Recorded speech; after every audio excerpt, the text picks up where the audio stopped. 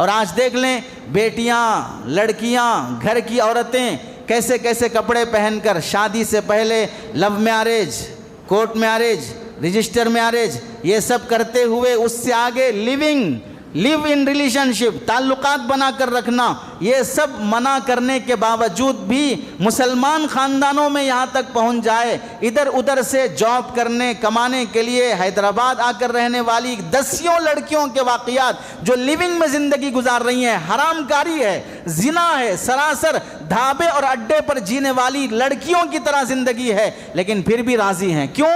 وجہ کیا ہے؟ بے حیائی آ گئی، اب نہ قانون کا ڈر، نہ خدا کا ڈر، نہ سماج کا ڈر، نہ خاندان کا ڈر، نہ باپ کا ڈر، نہ ماں کا ڈر، نہ مذہب کا ڈر ہے، نہ جہنم کا ڈر ہے۔ کیوں؟ بے حیائی آ گئی۔ فسنا ما شئت، آپ جو چاہے کرنا۔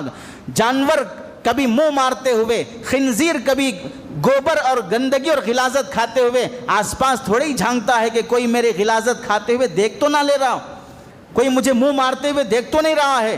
جانوروں کو جیسے غلاظت کھاتے ہوئے حیا اور شرم نہیں آتی، انسان کے اندر بھی جب حیا ختم ہو جائے تو بدکاری کرتے ہوئے اسے بھی ادھر ادھر دیکھنے کی توفیق نہیں ملتی ہے۔ حضرت عمر رضی اللہ تعالیٰ عنہ فرماتے ہیں من قل حیاؤہ قل ورعہ ومن قل ورعہ مات قلبہ، جس کی حیا کم ہو گئی اس کا تقوی کم ہو گیا، اللہ سے ڈرنا کم ہو گیا، اور جس کا اللہ کا ڈر کم ہو گیا اس کا دل مردہ ہو گیا۔ پتہ چلا بے حیائی دل کی موت ہے، بے حیائی دل کی موت ہے۔ حیا ختم ہو گئی، باقی نیکیوں کا دروازہ بند ہو جائے گا۔ حیا ختم ہو گئی، باقی نیکیوں کا دروازہ بند ہو جائے گا۔ حیا، بے حیائی وہ زہر ہے جو آہستہ آہستہ دل کو مردہ کر دیتا ہے۔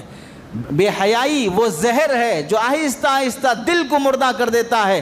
اب اچھی بات پلے نہیں پڑے گی، ماں باپ کی نصیحت عقل میں نہیں آئے گی، سماج کا ڈر کوئی نہیں دیکھے گا کون کیا کر لے گا، میں اپنی مرضی سے جا رہی ہوں، میں میچور ہو گئی ہوں، میں 18+ ہو گئی ہوں، اس واسطے میرا باپ بھی نہیں روکے گا، بھائی بھی نہ روکے گا، میں جس کے ساتھ چاہے بھاگ سکتی ہوں، غیر کے ساتھ بھی ہم بستری اور حرام اولاد جنم دے سکتی ہوں۔ یہ تصور آ جاتا ہے جب بے حیائی آ جاتی ہے۔